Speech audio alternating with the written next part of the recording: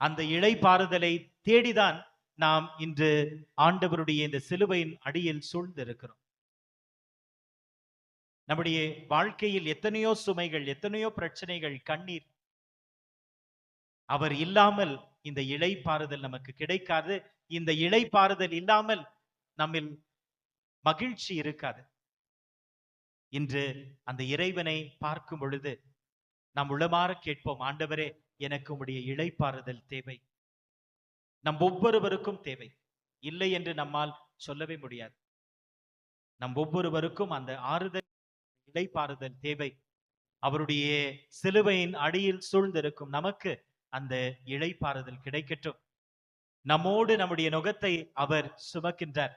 நம்முடைய பாரங்களை அவர் சுகமாக மாற்றுவார்.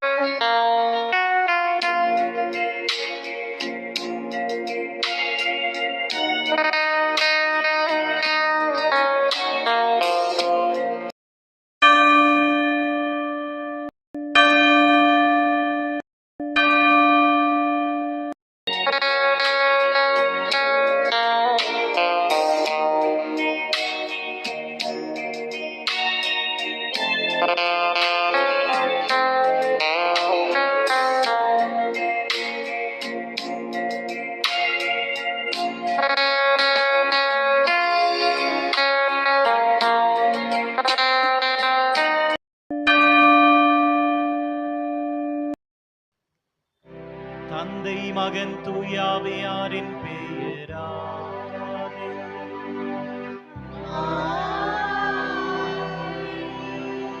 நம் ஆண்டவராகிய இயேசு கிறிஸ்துவின் அருள், கடவுளின் அன்பும் தூயாவியானவருடைய நட்புறவும் உங்கள் அனைவரோடும் இருப்பதாக.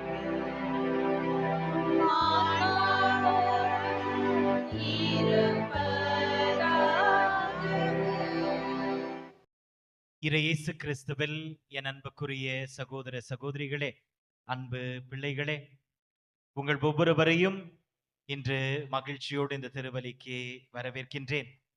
நாம் இன்று பொது காலத்தின் 14ஆம் ஞாயிறை கொண்டாடி கொண்டிருக்கிறோம். இன்றைய நற்செய்தியில் ஆண்டவர் விடும் அழைப்பு நாம் 1000 முறை அல்ல, 1,000,000 முறை கேட்டாலும் எப்பொழுதெல்லாம் அந்த வார்த்தையை, அந்த அழைப்பை கேட்கிறோமோ அப்பொழுதெல்லாம் நம்முடைய உள்ளத்தில் ஏதோ ஒரு சுகம், நம்முடைய உள்ளத்தில் ஏதோ ஒரு அமைதி, நம்முடைய உள்ளத்தில் ஏதோ ஒரு ஆறுதல். அப்பேற்பட்ட ஒரு மாபெரும் அழைப்பை ஆண்டவர் இன்று கொடுக்கிறார். நிச்சயமாக இந்த வார்த்தை அநேக நேரத்தில் நமக்கு வாழ்வு கொடுத்திருக்கிறது, நமக்கு சக்தியாக இருந்திருக்கிறது, நம்மை வழி நடத்தி இருக்கிறது. இன்று ஆண்டவர் நமக்கு விடுக்கும் அழைப்பு, சுமை சுமந்து சோர்ந்திருப்போரே, எல்லோரும் என்னிடம் வாருங்கள், நான் உங்களுக்கு இளைப்பாறுதல் தருவேன் என்று. இந்த வார்த்தை நிச்சயமாக இதை தெரியாத கிறிஸ்தவர்கள் இருக்கவே முடியாது. இந்த வார்த்தையை எத்துணை முறை கேட்டாலும் இது பழுதாகாது.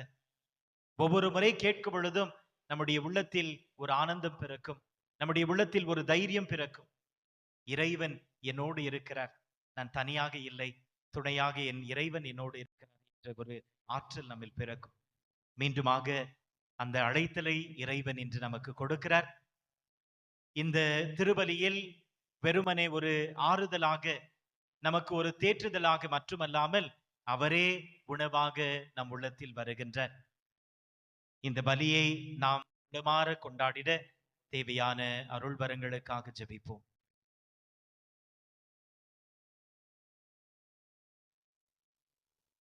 நாம் இந்த திருவலியை தகுந்த விதத்தில் ஒப்புக் கொடுக்க தடையாக்களுடைய பாவங்களுக்காக மனம் வருந்துவோம்.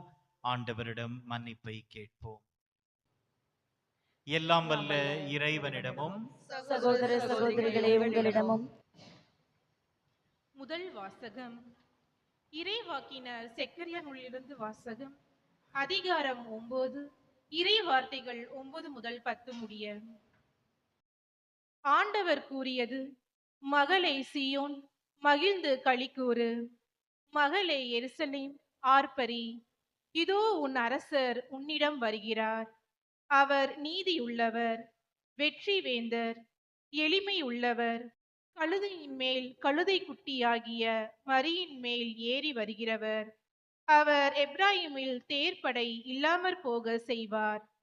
எருசலேமில் குதிரைப்படையை அறவே ஒழித்து விடுவார். போர் கருவியான வில்லும் ஒடிந்து போகும். வேற்றினத்தாருக்கு அமைதியை அறிவிப்பார். அவரது ஆட்சி ஒரு கடல் முதல் மறு கடல் வரை, பேராறு முதல் நில உலகின் எல்லைகள் வரை செல்லும். ஆண்டவர் வழங்கும் அருள்வாக்கு. பதிலுரை பாடல் பல்லவி. என் கடவுளே, என் அரசே, உம்மை புகழ்ந்தேத்துவேன். என் கடவுளே, என் அரசே, உம்மை புகழ்ந்தேற்றுவேன். என் கடவுளே, என் அரசே, உம்மை புகழ்ந்தேத்துவேன். உமது பெயரை என்றும் எப்பொழுதும் போற்றுவேன். நாள்தோறும் உம்மை போற்றுவேன். உமது பெயரை என்றும் எப்பொழுதும் புகழ்வேன். பல்லவி. என் கடவுளே, என் அரசே, உம்மை புகழ்ந்தேற்றுவேன். ஆண்டவர் இரக்கமும் கனிவும் உடையவர், எளிதில் சினம் கொள்ளாதவர், பேரன்பு கொண்டவர். ஆண்டவர் எல்லாருக்கும் நன்மை செய்பவர், தாம் உண்டாக்கிய அனைத்தின் மீதும் இரக்கம் காட்டுபவர். பல்லவி. என் கடவுளே, என் அரசே, உம்மை புகழ்ந்தேற்றுவேன். ஆண்டவரே, நீர் உருவாக்கிய யாவும் உமக்கு நன்றி செலுத்தும். உம்முடைய அன்பர்கள் உம்மை போற்றுவார்கள். அவர்கள் உமது அரசின் மாட்சியை அறிவிப்பார்கள். உமது வல்லமையை பற்றி பேசுவார்கள். பல்லவி. என் கடவுளே, என் அரசே, உம்மை புகழ்ந்தேற்றுவேன். உமது அரசு எல்லா காலங்களிலும் உள்ள அரசு. உமது ஆளுகை தலைமுறை தலைமுறையாக உள்ளது. தடுக்கி விழும் யாவரையும் ஆண்டவர் தாங்குகின்றார். தாழ்த்தப்பட்ட யாவரையும் தூக்கி விடுகின்றார். பல்லவி. என் கடவுளே, என் அரசே, உம்மை புகழ்ந்தேற்றுவேன். தூய ஆவியின் துணையால் உடலில் தீச்செயல்களை சாகடித்தால் நீங்கள் வாழ்வீர்கள். திருத்தூதர் பவுல் ரோமேயருக்கு எழுதிய திருமுகத்திலிருந்து வாசகம். சகோதரர் சகோதரிகளே, கடவுளின் ஆவி உங்களுக்குள் குடிகொண்டிருந்தால் நீங்கள் ஊனி இயல்பை கொண்டிராமல் ஆவிக்குரிய இயல்பை கொண்டிருப்பீர்கள். கிறிஸ்துவின் ஆவியை கொண்டிராதோர் அவருக்கு உரியோர் அல்ல. மேலும் இறந்த இயேசுவை உயிர்த்தெழ செய்தவரின் ஆவி உங்களுள் குடிகொண்டிருந்தால் கிறிஸ்துவை உயிர்த்தெழ செய்த அவரே உங்களுள் குடிகொண்டிருக்கும் தம் ஆவியினாலே சாவுக்குரிய உங்கள் உடல்களையும் உயிர் பெற செய்வார். ஆகையால் சகோதர சகோதரிகளே, நாம் ஊனுயல்புக்கு கடமைப்பட்டிருக்கவில்லை, அவ்வியல்பின்படி வாழ வேண்டியதில்லை. நீங்கள் ஊனியல்புக்கு ஏற்ப வாழ்ந்தால் சாகத்தான் போகிறீர்கள். ஆனால் தூய ஆவியின் துணையால் உடலின் தீழ்ச்செயல்களை சாகடித்தால் நீங்கள் வாழ்வீர்கள். இது ஆண்டவர் வழங்கும் அருள்வாக்கு.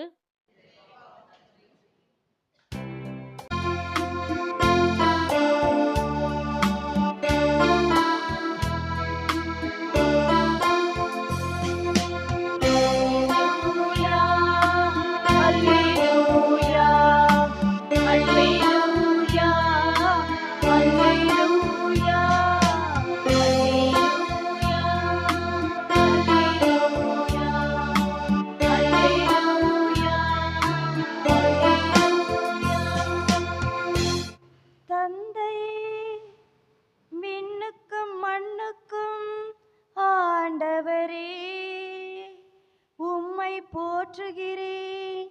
ஏனெனில் விண்ணரசின் மறைபொருளை குழந்தைகளுக்கு வெளிப்படுத்தினீர். அல்லேலூயா, அல்லேலூயா, அல்லேலூயா, அல்லேலூயா. ஆண்டவர் உங்களோடு இருப்பாராக. ஆன்மாவோடும் இருப்பாராக.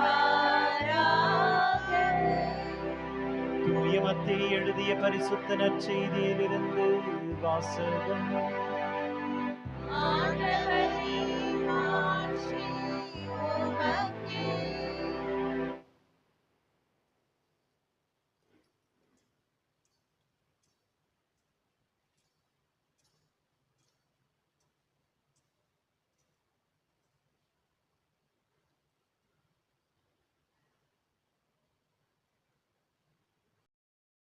அக்காலத்தில் இயேசு கூறியது, தந்தையே, விண்ணிற்கும் மண்ணுக்கும் ஆண்டவரே, உம்மை போற்றுகின்றேன். ஏனெனில் ஞானிகளுக்கும் அறிஞர்களுக்கும் இவற்றை மறைத்து குழந்தைகளுக்கு வெளிப்படுத்தினீர். ஆம் தந்தையே, இதுவே உமது திருவுளம். என் தந்தை எல்லாவற்றையும் என்னிடத்தில் ஒப்படைத்திருக்கின்றார். தந்தையை தவிர வேறு எவரும் மகனை அறியார். மகனும் அவர் யாருக்கு வெளிப்படுத்த வேண்டும் என்று விரும்புகிறாரோ அவருமன்றி வேறு எவரும் தந்தையை அறியார் என்று கூறினார். மேலும் அவர், பெரும் சுமை சுமந்து சோர்ந்திருப்போரே, எல்லோரும் என்னிடம் வாருங்கள், நான் உங்களுக்கு இளைப்பாறுதல் தருவேன். நான் கனிவும் மனத்தாழ்ச்சியும் உடையவன். ஆகவே என் நுகத்தை உங்கள் மேல் ஏற்றுக்கொண்டு என்னிடம் கற்றுக்கொள்ளுங்கள். அப்பொழுது உங்களுக்கு இளைப்பாறுதல் கிடைக்கும். ஆம், என் நுகம் அழுத்தாது, என் சுமை எளிதாய் உள்ளது என்றார்.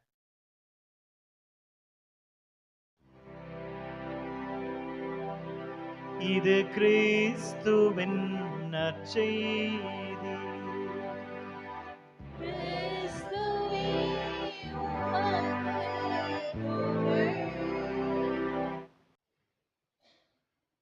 இறை இயேசு கிறிஸ்துவில் என் அன்புக்குரிய சகோதர சகோதரிகளே, அன்பு பிள்ளைகளே,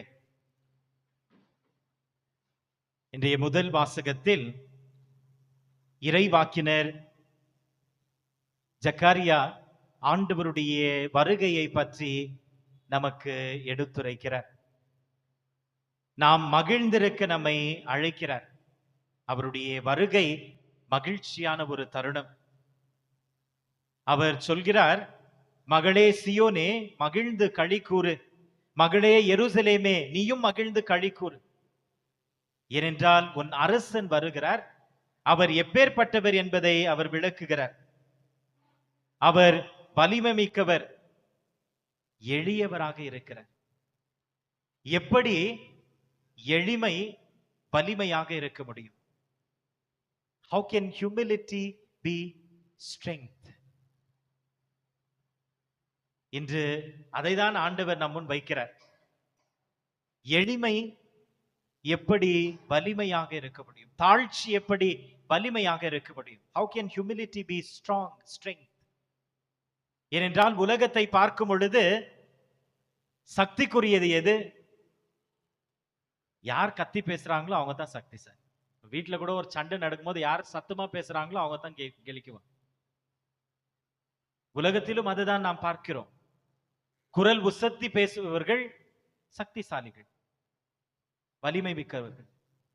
பெரிய படை வைத்திருப்பவர்கள் வலிமை மிக்கவர்கள். பிறரை அடக்கி ஆளுபவர்கள், the ones who can dominate, are the ones who are strong in the eyes of the world. உலகத்தின் பார்வையில் யார் ஒருவரால் இன்னொருவரை அடக்கி ஆள முடியுமோ அவர்கள்தான் வலிமைக்குரியவர்கள். அதை தான் நாம் பார்த்து கொண்டிருக்கிறோம். நாங்கள் வலிமை மிக்க நாடுகள் என்று எதை வைத்து அவர்கள் கூறுகிறார்கள்? ஏனென்றால் அவர்களுடைய குரல் எங்கும் கேட்கிறது. உலகத்தில் அந்த தலைவர்கள் பேசும் பொழுது அந்த குரல் எங்கும் கேட்கிறது. பெரிய படை வைத்துக் கொண்டிருக்கிறார்கள். பிறரை எங்களால் அடக்கி ஆள முடியும் என்று சொல்கிறார். நாம் உலகத்தில் பார்ப்பது இதுதான் நம்முடைய எண்ணத்தில் வலிமையாக இருக்கிறது, சக்தியாக இருக்கிறது. ஆனால் இன்று இறைவாக்கினர் வழியாக ஆண்டவர் இதற்கு விரோதமானதை ஒன்று நமக்கு வலிமை என்று சொல்கிறார். தாழ்ச்சி வலிமையானது. அவர் எளிமையாக வருகின்றார், தாழ்ச்சியோடு வருகின்றார். தாழ்ச்சி வலிமையானது என்று சொல்கிறார். எப்படி தாழ்ச்சி வெல்ல முடியும்? ஏனென்றால் உலகத்தை நாம் பார்க்கும் பொழுது தாழ்ச்சி வெல்லவில்லை.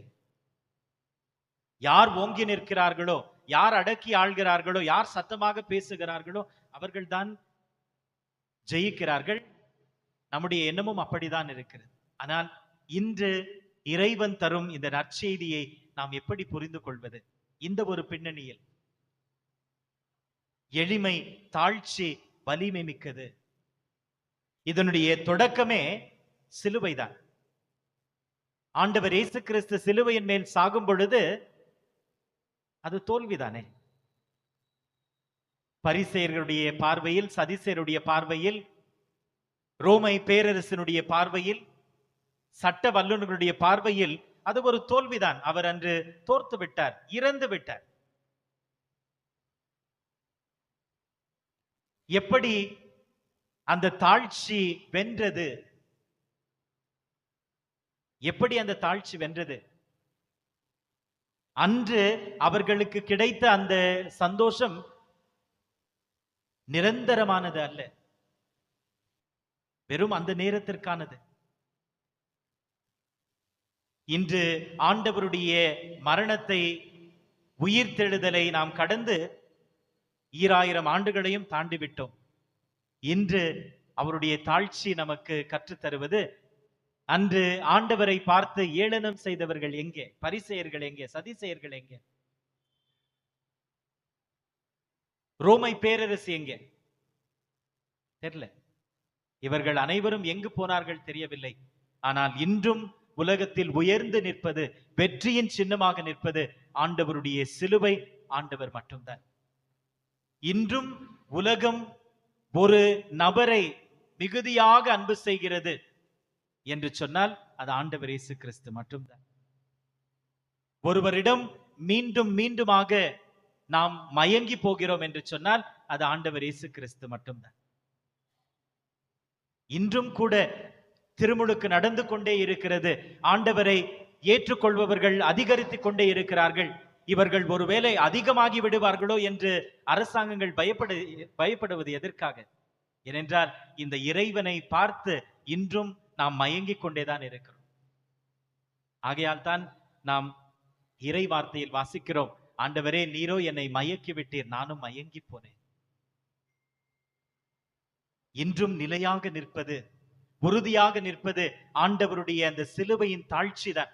அதைதான் புனித பவுலடிகளார் உளமாற பாடுவார்.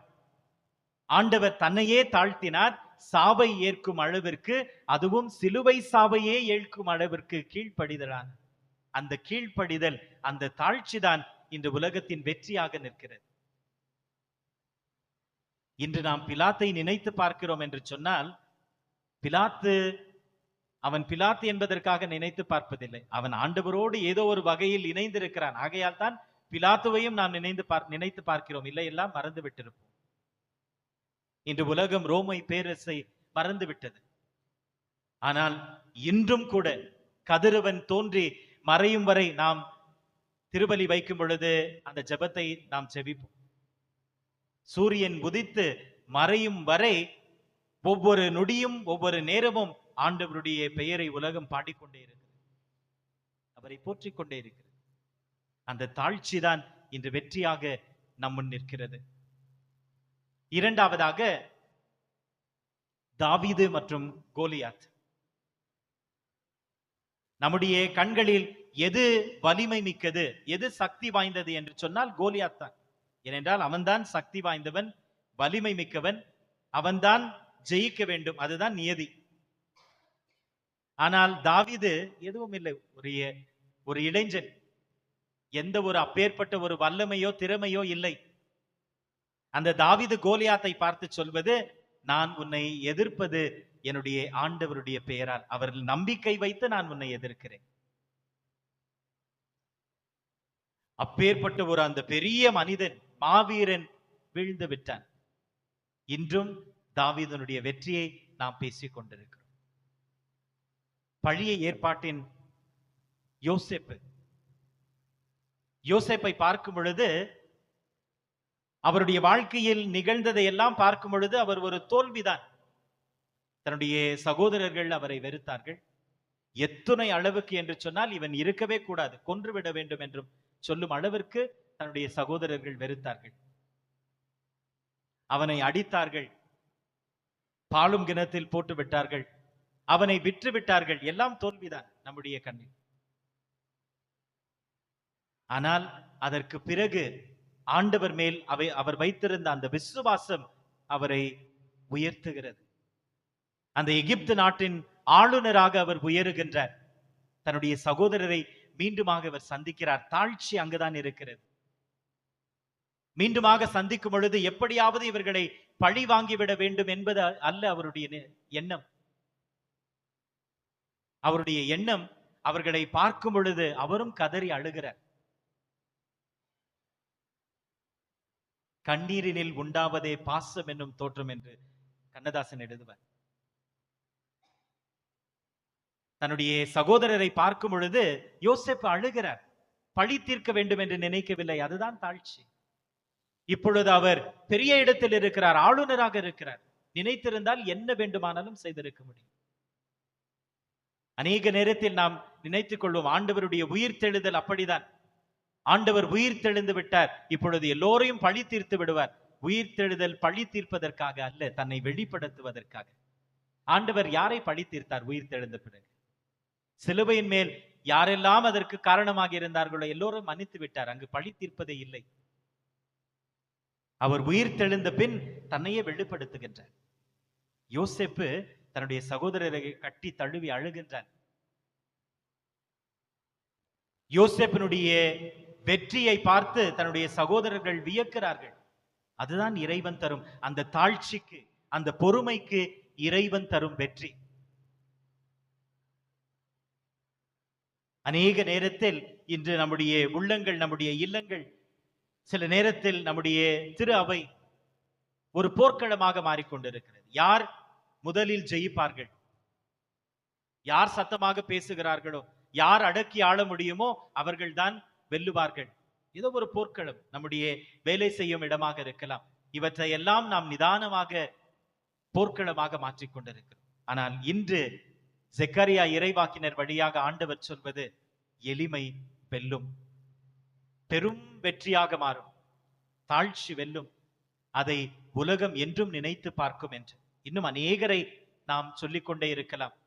ஆண்டவருடைய சிலுவையில் தொடங்கினோம், தாவீதினுடைய அந்த எளிமையை, யோசேப்பினுடைய அந்த எளிமையை, அவருடைய எழுச்சியையும் பார்த்தோம். நம்முடைய எளிமையில் நிச்சயமாக இறைவன் எழுச்சியை தருவார். அப்படியானால் இந்த எளிமையை நான் எங்கிருந்து கற்றுக்கொள்ள முடியும்? அநேக நேரத்தில் தாழ்மை, எளிமை என்று சொன்னால் நாம் நினைத்துக் கொள்வது தாழ்ச்சி என்றால் ஏதோ ஒரு பலவீனம். தாழ்ச்சி என்றால் பலவீனம் அல்ல. இன்றைய முதல் வாசகம் சொல்கிறது, என்னுடைய ஆண்டவர் வருகிறார், அவர் வல்லமை உள்ளவர், பலவீனவர் அல்ல. தாழ்ச்சி என்றால் பிறர் எதை சொன்னாலும் நான் கேட்டுக்கொண்டிருக்க வேண்டும், அது தாழ்ச்சி அல்ல. தவறா புரிதல். ஆண்டவர் இயேசு கிறிஸ்துவோடு பரிசேயர்கள், சதிசேயர்கள், சட்ட வல்லுநர்கள் பேசுகின்றார்கள். ஒவ்வொரு முறை ஆண்டவர் அவர்களுக்கு பதில் கொடுக்கும் பொழுது அவர்களால் மீண்டும் பேச முடியவே இல்லை. தாழ்ச்சி என்றால் பிறர் என்ன சொன்னாலும் நான் கேட்டுக்கொண்டிருப்பேன், அது தாழ்ச்சி அல்ல. தாழ்ச்சி என்றால் பலவீனம் அல்ல. தாழ்ச்சி என்றால் நம்முடைய சுயமரியாதையை நாம் இழந்து நிற்பது அல்ல. ஆண்டவர் இயேசு கிறிஸ்துவினுடைய வார்த்தையை பாருங்கள், எப்பேற்பட்ட சுயமரியாதை உள்ள வார்த்தைகள்.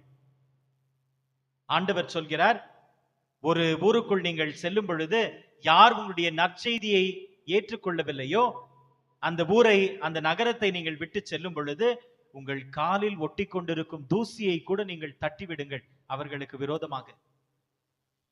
அதுதான் மரியாதை ஆண்டவர் நமக்கு கற்றுக் கொடுக்கும்.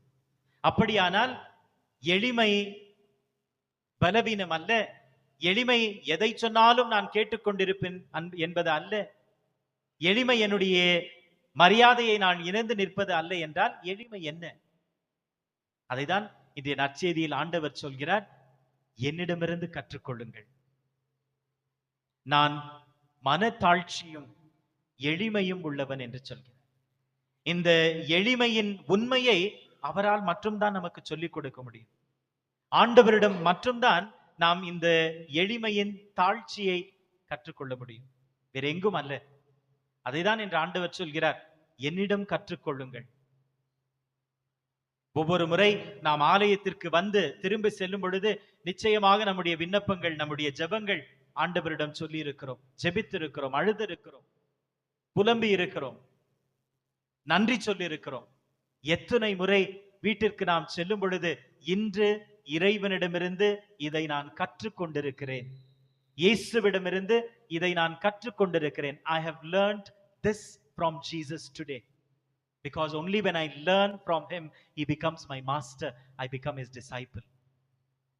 அவரிடமிருந்து நான் கற்றுக்கொள்ளும் பொழுதுதான் அவர் நமக்கு தலைவராக முடியும். எதை நான் இறைவனிடமிருந்து கற்றுக்கொண்டிருக்கிறேன் என்னுடைய வாழ்க்கைக்கு? ஆண்டவர் சொல்கிறார், என்னிடமிருந்து கற்றுக்கொள்ளுங்கள். இன்று அவரிடமிருந்து நான் கற்றுக்கொண்டதுதான் என்ன? பெரிய கேள்வி. எதை நான் கற்றுக்கொண்டிருக்கிறேன்? ஒவ்வொரு முறையும் அவரை சந்திக்க வந்திருக்கிறேன், ஜெபித்திருக்கிறேன். சில நேரங்கள் நாம் தியான கூடங்களை எல்லாம் சென்றிருக்கலாம். நாள்தோறும் ஜெபித்து இரவு ஆராதனைகள். எதை நான் அவரிடமிருந்து கற்றுக்கொண்டிருக்கிறேன்? ஆண்டவர் சொல்கிறார், என்னிடமிருந்து கற்றுக்கொள்ளுங்கள். அவரிடம் மட்டும்தான் நாம் கற்றுக்கொள்ள முடியும். தாழ்ச்சி என்றால் என்ன, எப்படி அந்த எளிமை வலிமையாக வெற்றியாக மாற முடியும் என்று. அதை தொடர்ந்து இன்று ஆண்டவர் ஒரு அழைப்பை விடுக்கின்றார். பெரும் சுமை சோர்ந்திருக்கும் எல்லோரும் என்னிடம் வாருங்கள், நான் உங்களுக்கு இளைப்பாறுதல் தருவேன். அதை தொடர்ந்து அவர் சொல்கின்றார், நான் கனிவும் மனத்தாழ்ச்சியும் உடையவன், ஆகவே என் நுகத்தை உங்கள் மேல் ஏற்றுக்கொள்ளுங்கள். என் நுகத்தை உங்கள் மேல் ஏற்றுக்கொள்ளுங்கள். அநேகமாக பெரியோர்களுக்கு மட்டும்தான் நுகம் என்றால் என்ன என்று தெரியும். only the elders can understand what is yoke. குழந்தைகளுக்கு தெரியாது.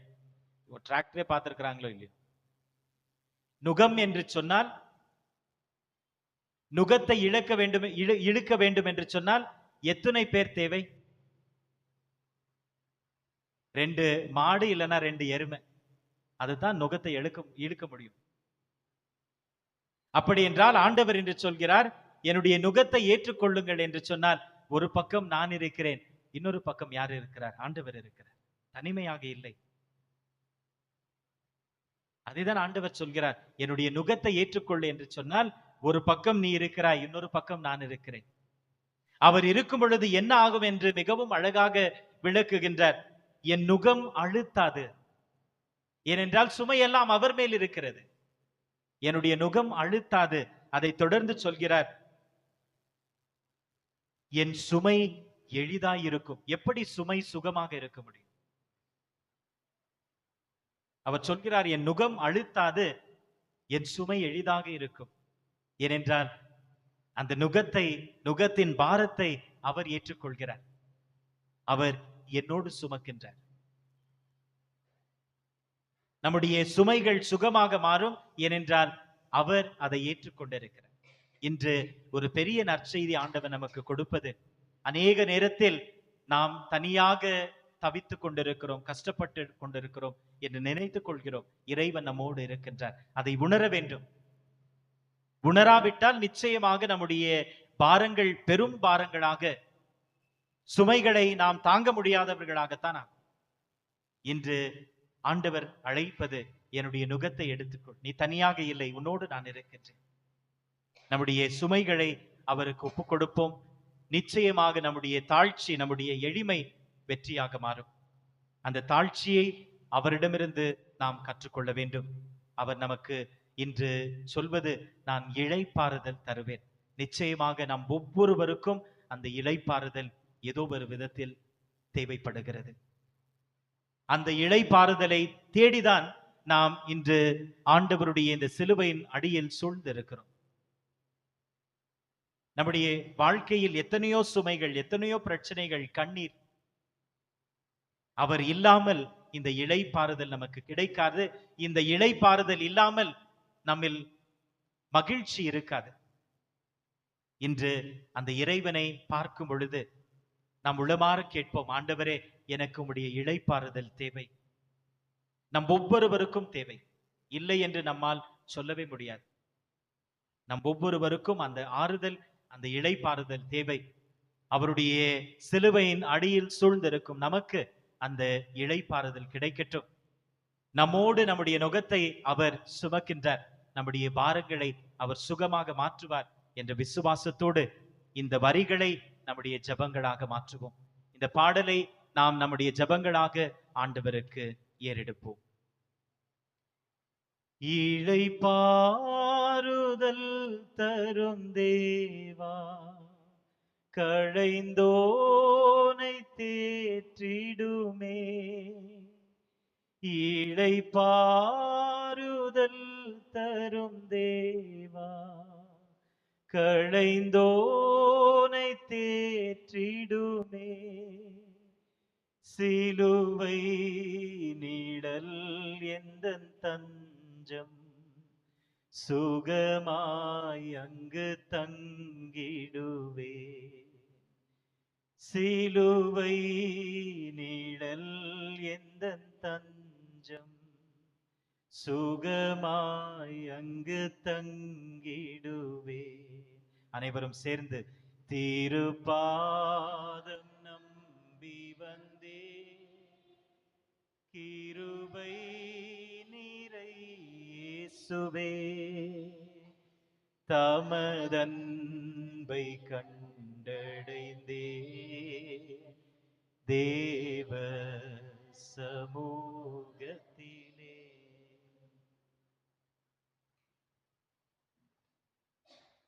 அனைவரும் எழுந்து நிற்போம். நம்முடைய விசுவாசத்தை அறிக்கையிடுவோம். ஒரே கடவுளை நம்புகின்றேன். அன்பார்ந்த சகோதர சகோதரிகளே, என்னிடம் வாருங்கள் என்று ஆண்டவர் அழைக்கின்றார். நம்முடைய ஜெபங்களை நிச்சயமாக அவர் கேட்பார் என்ற விசுவாசத்தோடு இப்பொழுது நம்முடைய விண்ணப்பங்களை அவரிடம் சொல்வோம். நம்பிக்கையின் ஊற்றே இறைவா, திரு அவையை வழிநடத்தும் திருத்தந்தை லியோ, எமது பேராயர், எமய ஆயர்கள், குருக்கள் மற்றும் கன்னியர்கள் அனைவரும் இளைப்பாறுதல் தருகின்ற ஆண்டவரில் மக்களை வழிநடத்துபவர்களாக என்றும் வாழ்ந்திட அருள் தர வேண்டும் என்று இறைவா உம்மை மன்றாடுகிறோம். ஆண்டவரே, எங்கள் மன்றாட்டை கேட்டருளும். சமாதானத்தின் ஊற்றே இறைவா, நாட்டை ஆளும் தலைவர்கள் நீதியுடனும் மனித நேயத்துடனும் செயல்பட்டு ஒடுக்கப்பட்ட எளிய மக்களின் நீதிக்காக வளர்ச்சிக்காக உழைக்கவும் மனம் வலிமையை தந்தருள வேண்டும் என்று இறைவா உம்மை மன்றாடுகிறோம். ஆண்டவரே, எங்கள் மன்றாட்டை கேட்டருளும். நலமளிக்கும் இறைவா, பல்வேறு நோய்களால் மனபேதங்களால் சுமை சுமந்து துன்புறுகின்ற அனைவரையும் இயேசுவின் ஆறுதலையும் இரக்கத்தையும் பெற்றுக்கொள்ள அருள் தர வேண்டும் என்று இறைவா உம்மை மன்றாடுகிறோம். ஆண்டவரே, எங்கள் மன்றாட்டை கேட்டருளும். அன்பின் ஊற்றே இறைவா, எங்கள் அன்றாட வாழ்வில் சந்திக்கும் பிரச்சனைகளுக்கு தீர்வு காணவும் பிறர் தேவைகளை உணர்ந்து இரக்கமும் பணிவும் உள்ளவர்களாக மனம் கொள்ள அருள் தர வேண்டும் என்று இறைவா உம்மை மன்றாடுகிறோம். ஆண்டவரே, எங்கள் மன்றாட்டை கேட்டருளும். நம்முடைய தனிப்பட்ட தேவைகளுக்காக ஜெபிப்போம். நம்முடைய குடும்பத்திற்காக, குடும்பத்தில் உள்ள அனைவருக்காகவும் ஜெபிப்போம்.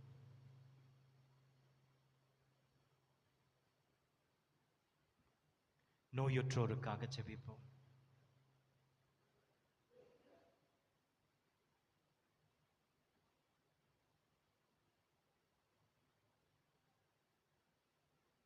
நம்முடைய பங்கின் இந்த ஆலயத்தை நாம் புதுப்பித்துக் கொண்டிருக்கிறோம். நாம் உளமாற மகிழ்ச்சியோடு இந்த பணியில் ஒத்துழைக்க ஆண்டவருடைய அருளை கேட்டு ஜெபிப்போம்.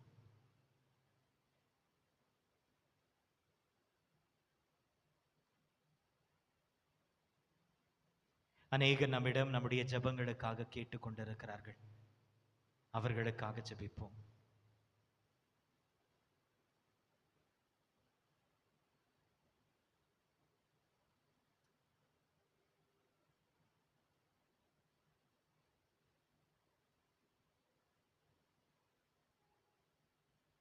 அன்பே உருவான இறைவா, என்னுடைய நுகத்தை ஏற்றுக்கொள்ளுங்கள் என்று சொல்லி எங்களுடைய சுமைகளில் நீர் எங்களோடு இருக்கின்றீர். ஆறுதலாக எங்களை தேற்றுபவராக இருக்கின்றீர். அதை நாங்கள் உணரவும், எங்களுடைய துன்பங்களில் நாங்கள் தனியாக இல்லை, உடைய துணை எப்பொழுதும் இருக்கிறது என்பதை புரிந்து வாழ அருள் தாரும். எங்கள் ஆண்டவராகிய கிறிஸ்து வழியாக உம்மை மன்றாடுகின்றோம். ஆமென்.